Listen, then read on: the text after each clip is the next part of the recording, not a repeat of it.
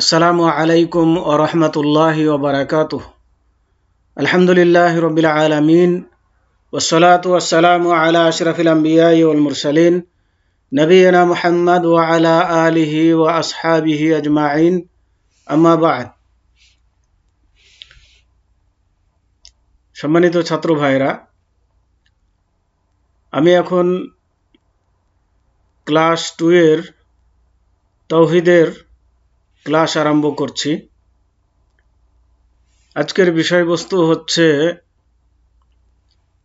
যে আল্লাহ রাব্বুল আলামিনের প্রতি ঈমান আনার অধীনে যে 4টি বিষয় অন্তর্ভুক্ত ছিল, তার প্রথমটি ছিল আল্লাহর অস্তিত্বের প্রতি ঈমান, আর দ্বিতীয়টি হচ্ছে আল্লাহর রুবুবিয়াতের প্রতি ঈমান আনা। তো আজকের আলোচনা হচ্ছে আল্লাহর রুবুবিয়াতের প্রতি ঈমান আনা, এবং বাকিগুলো এর সাথে আলোচনা হবে ইনশাআল্লাহ। তো আসুন আমরা জেনে নিই আল্লাহর রুবুবিয়াতের প্রতি ঈমান আনা বলতে আমরা কি বুঝি। অর্থাৎ অবশ্যই তিনি একক প্রতিপালক, তার কোনো শরীক ও সহযোগী নেই, সাহায্যকারী নেই। এটাকে বলে তাওহীদে রুবুবিয়াত। রব বা প্রতিপালক বলা হয়। যিনি সৃষ্টি করেছেন তারই মালিকানা এবং হুকুম ও নির্দেশ তারই কার্যকারী হবে। এ মর্মে আল্লাহ পাক ইরশাদ করেন, আলা লাহুল খালক ওয়াল আমরু তাবারাকাল্লাহু রব্বুল আলামিন।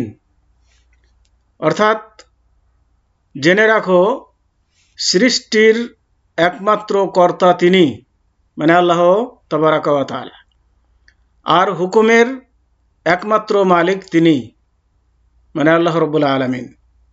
সূরা আরাফ 54 নম্বর আয়াত। তাহলে এখান থেকে আমরা জানতে পারলাম যে আল্লাহ রব্বুল আলামিনকে এককভাবে পালনকর্তা হিসাবে মেনে নেওয়া, সাহায্যকারী হিসাবে মেনে নেওয়া, সৃষ্টিকর্তা হিসাবে মেনে নেওয়া, প্রতিপালনকারী হিসাবে মেনে নেওয়াকেই বলা হয় তাওহীদে রুবুবিয়্যাহ। এবার আসুন তৃতীয় যে আল্লাহর প্রতি ঈমান আনার অধীনে 4টি বিষয় অন্তর্ভুক্ত ছিল, তার তৃতীয়টি হচ্ছে আল্লাহর উলুহিয়াতের প্রতি ঈমান আনা। আল্লাহর উলুহিয়াতের প্রতি ঈমান আনা অর্থাৎ আল্লাহর প্রতি এ বিশ্বাস রাখা যে তিনি একমাত্র ও সত্য মাবুদ, এবং তিনি কেবল ইবাদতের হকদার, এবং তার কোনো শরীক নেই। তো তাওহীদুল উলুহিয়া, ইলাহ বা মাবুদ বলা হয় যার ভালোবাসা ও সম্মানের সাথে ইবাদত করা হয়। আল্লাহ পাক ইরশাদ করেন যে ওয়া ইলাহুকুম ইলাহু ওয়াহিদ লা ইলাহা ইল্লা হুয়ার রহমানুর রহিম। অর্থাৎ এবং তোমাদের মাবুদ একমাত্র আল্লাহ, তার মানে আল্লাহ ছাড়া কোনোই ইলাহ নেই, উপাস্য নেই। তিনি ব্যতীত আর কোনো সত্য মাবুদ নেই। তিনি পরম করুণাময়, অতি দয়ালু। সূরা বাকারা 163 নম্বর আয়াত। তাহলে তাওহীদে উলুহিয়া যেটা আমরা বুঝলাম সেটা হচ্ছে ইবাদতের হকদার হিসাবে একমাত্র আল্লাহ রাব্বুল আলামিনকে একক প্রতিপন্ন করা। তার মানে যাবতীয় ইবাদত একমাত্র আল্লাহ রাব্বুল আলামিনের জন্য নিবেদন করাকেই বা মালিক মনে করাকেই বলা হয় তাওহীদে উলুহিয়া। তাহলে যে ব্যক্তি আল্লাহ রাব্বুল আলামিনের উলুহিয়াতে বিশ্বাস করবে, সে ব্যক্তি কখনোই আল্লাহকে ব্যতীত অন্য কারো ইবাদত করতে পারে না। আর যে ব্যক্তি আল্লাহ ছাড়া অন্যের কাছে সেজদা করবে, অন্যের কাছে প্রার্থনা করবে, অন্যের নামে নজর নিয়াজ দেবে, তাহলে বোঝা যাচ্ছে যে সে আল্লাহ রাব্বুল আলামিনকে ইলাহ হিসাবে একক প্রতিপন্ন করেনি, একক উপাস্য হিসাবে মানেনি, অতএব তার ঈমান থাকবে না। চতুর্থ হচ্ছে আল্লাহর আসমা ও সিফাতের প্রতি বিশ্বাস রাখা। তার মানে আল্লাহর প্রতি বিশ্বাস বা ঈমান আনার অধীনে যে চারটি বিষয় অন্তর্ভুক্ত ছিল, তার চতুর্থ নম্বর হচ্ছে আল্লাহর আসমা ও সিফাতের প্রতি বিশ্বাস রাখা। আসমা হচ্ছে ইসিমের বহুবচন, যার মানে হচ্ছে নামসমূহ, আর সিফাত মানে হচ্ছে গুণাবলী, মানে গুণবাচক নামসমূহ, এবং আল্লাহ রাব্বুল আলামিনের যে সকল নাম রয়েছে সকল নামের প্রতি বিশ্বাস রাখা। তার মানে কি ধরনের বিশ্বাস? আল্লাহ পাক তার নিজের জন্য যে সমস্ত নাম ও গুণাবলী তার নিজের জন্য স্থির ও নির্বাচন করেছেন, এবং পবিত্র কোরআন ও রাসূল সাল্লাল্লাহু আলাইহি ওয়াসাল্লামের সহিহ হাদিসে যা প্রমাণিত, এবং আল্লাহ পাকের জন্যে যা উপযোগী, এতে কোনো প্রকারের বিকৃতি, অর্থের কোনো প্রকার পরিবর্তন, আকৃতি এবং কোনো প্রকার উদাহরণ ও দৃষ্টান্ত ছাড়া তা বিশ্বাস করাকে বলা হয় তাওহীদুল আসমা ও সিফাত। মানে আল্লাহ রাব্বুল আলামিনের যে সকল নাম আল্লাহ রাব্বুল আলামিন পবিত্র কোরআনের মধ্যে উল্লেখ করেছেন, এবং যে সকল নাম আল্লাহ রাসূল সাল্লাল্লাহু আলাইহি ওয়াসাল্লাম সহিহ হাদিসের মধ্যে উল্লেখ করেছেন, এই সমস্ত নামগুলোর বা গুণগুলোর কোনো প্রকার মানে বিকৃতি ছাড়াই, কোনো প্রকার তাবিল করা ছাড়াই, কোনো প্রকার উপমা দেওয়া ছাড়াই যেভাবে আছে, যে অর্থ দেয় ওই অর্থ হুবাহু মেনে নেওয়ার নামই হচ্ছে তাওহীদুল আসমা বা সিফাত। এখন আসুন, কেউ যদি, যেমন আল্লাহ রাব্বুল আলামিন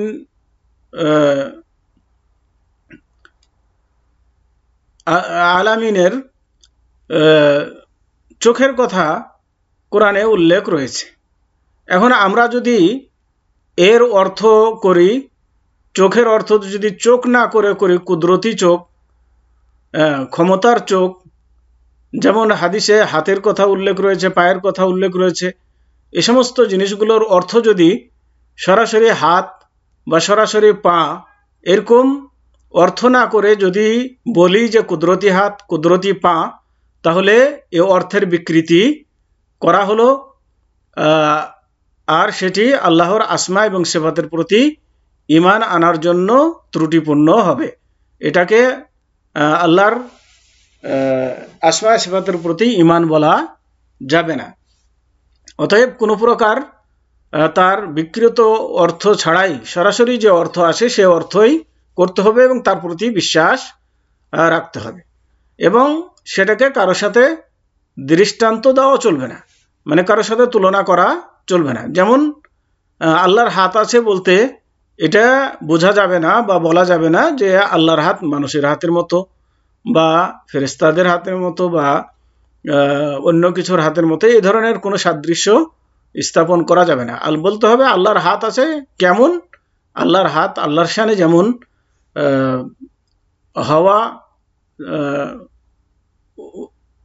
আল্লাহর জন্য যেমন আল্লাহর হাত যেমন হওয়া আল্লাহর জন্য প্রযোজ্য তেমনই আছে, এটা কারো হাতের সাথে তুলনা করা যাবে না। আমাদেরকে বিশ্বাস রাখতে হবে যে আল্লাহর হাত আছে, আমাদেরকে বিশ্বাস রাখতে হবে আল্লাহর পা আছে, আমাদেরকে বিশ্বাস রাখতে হবে আল্লাহর চোখ আছে।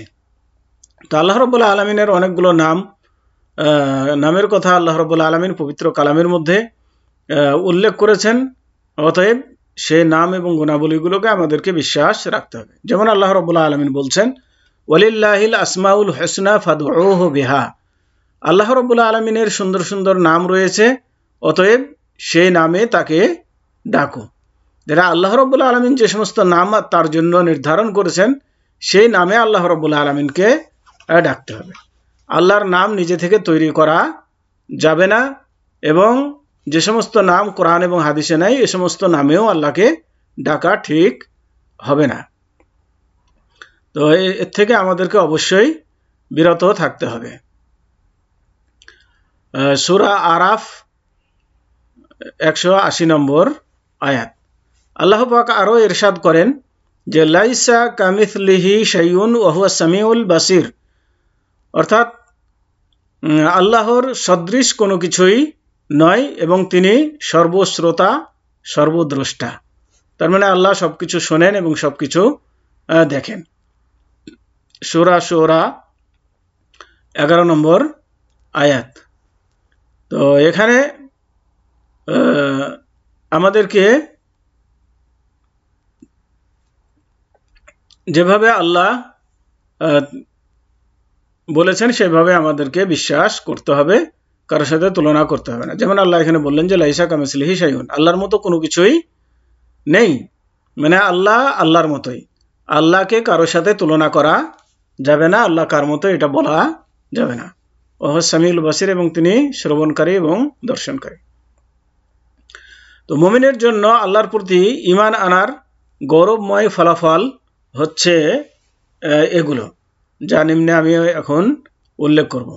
কোনো ব্যক্তি যদি আল্লাহ রাব্বুল আলামিনের প্রতি ঈমান আনে তাহলে সে কি ফল পাবে? এক, ওয়াহদানিয়াত বা একত্ববাদকে বাস্তবে প্রতিষ্ঠিত করা, যাতে আল্লাহ তাআলা অন্যের প্রতি যাতে আল্লাহ ছাড়া অন্যের প্রতি ভয়, আশা ও অন্য কিছুর সংস্রব না থাকে, এবং তিনি ছাড়া যেন অন্য কারো ইবাদত না করা হয়। তার মানে আল্লাহর প্রতি যে বিশ্বাস রাখবে সে ব্যক্তি আল্লাহ ছাড়া কারো ইবাদত সে করবে না, একমাত্র আল্লাহর ইবাদতই সে করবে। এই ফলটা হবে যে ব্যক্তি আল্লাহর প্রতি ঈমান রাখবে, বিশ্বাস রাখবে, সে আল্লাহ ছাড়া কারো ইবাদত করবে না, আল্লাহ ছাড়া অন্য কাউকে তার সমকক্ষ দাঁড় করাবে না।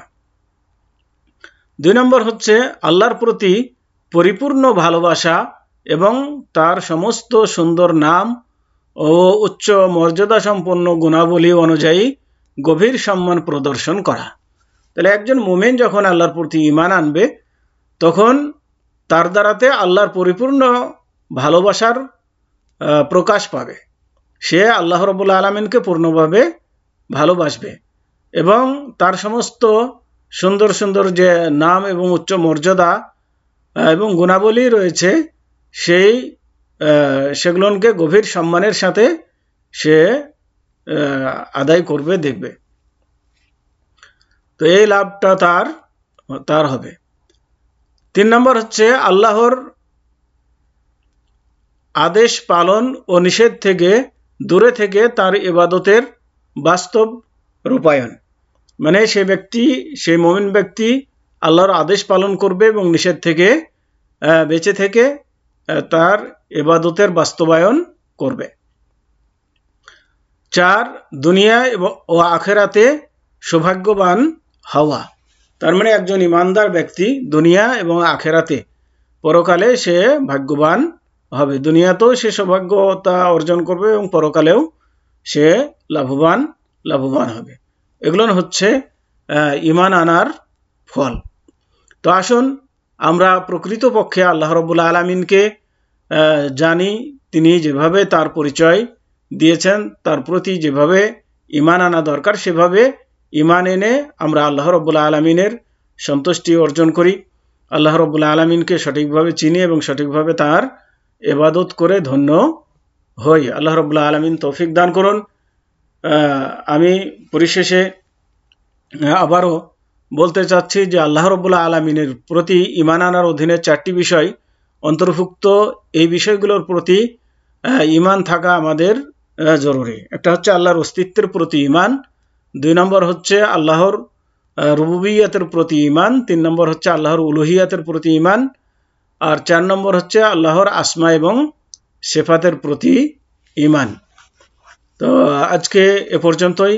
ওয়া সাল্লাল্লাহু আলা নাবিয়িনা মুহাম্মদ وعلى آله وأصحابه وبارك وسلم. السلام عليكم ورحمة الله وبركاته.